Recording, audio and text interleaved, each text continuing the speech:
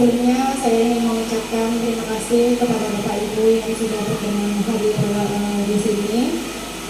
Yang saya hormati Bapak Kepala Sekolah dan 27 SPN Sermas beserta Bapak Ibu Dewan Guru.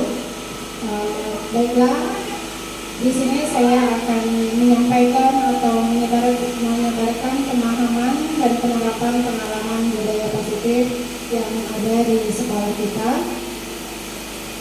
Di sini sebelum kita masuk ke materi, mungkin jika kita berbicara tentang budaya positif, kira-kira apa yang terbesit di benak Bapak Ibu? Ada yang mau menjawab? Budaya positif merupakan wujudkan dari nilai-nilai atau keyakinan yang diterapkan di sekolah.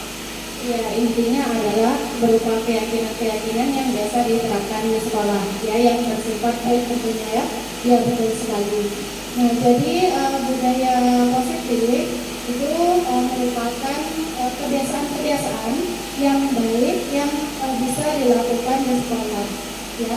Namun sebelum kita masuk ke materi selanjutnya, saya akan menyampaikan sedikit apa sih tujuan pendidikan itu. Nah, di sini bisa kita lihat. Nah, menurut Ki Hajar Dewantara, Bapak Pendidikan kita, tujuan pendidikan itu adalah menuntun segala kodrat yang ada pada anak-anak agar mereka dapat mencapai keselamatan dan kebahagiaan yang setinggi-tingginya, baik sebagai manusia maupun sebagai anggota masyarakat. Nah, maka dari itu, pendidikan ini dapat menuntun tumbuh atau hidupnya kekuatan yang ada pada anak-anak supaya mereka nanti bisa memperbaiki tingkah lakunya.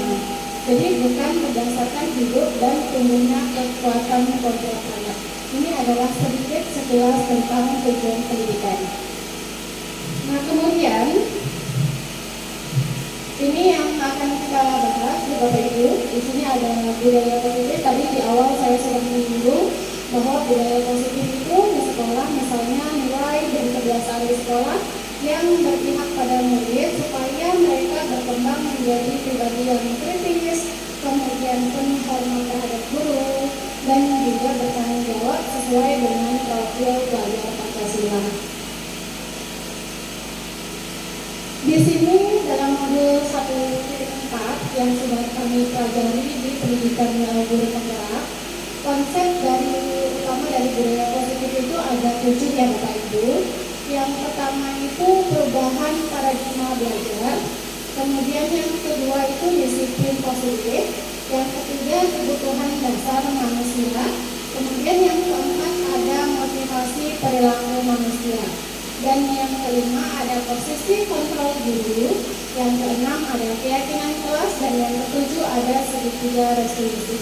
Nanti ini akan kita bahas satu persatu secara bersama-sama supaya kita bisa saling sharing, saling memahami, saling berbagi ilmu, dan saling bisa menerapkan budaya positif khususnya di sekolah kita, ya Bapak Ibu. Nah, kemudian kita akan masuk ke yang pertama, yaitu perubahan paradigma belajar. Nah, mungkin sebelumnya Bapak Ibu pernah mendengar, saya yakin ada pembelajaran itu ada dua ya Bapak Ibu. Ada pembelajaran yang berpusat pada guru atau teacher center, dan kemudian ada yang kedua ada pembelajaran yang berpusat pada murid atau student center. Nah, di sini di sekolah kita di SDN 27 SPS Sermas kira-kira menerapkan yang mana Bapak Ibu? Ya, ada pendapat lain mungkin? Tidak ada ya? Oke, betul sekali. Jadi di sekolah kita ini alhamdulillah sudah menerapkan model pembelajaran yang kedua, yaitu student center atau pembelajaran yang berpusat pada siswa. Betul sekali. Nah, jadi hal ini berkaitan dengan paradigma belajar, ya. Nah, jadi paradigma belajar itu adalah yang pertama membangun budaya positif di sekolah yang dapat menyediakan lingkungan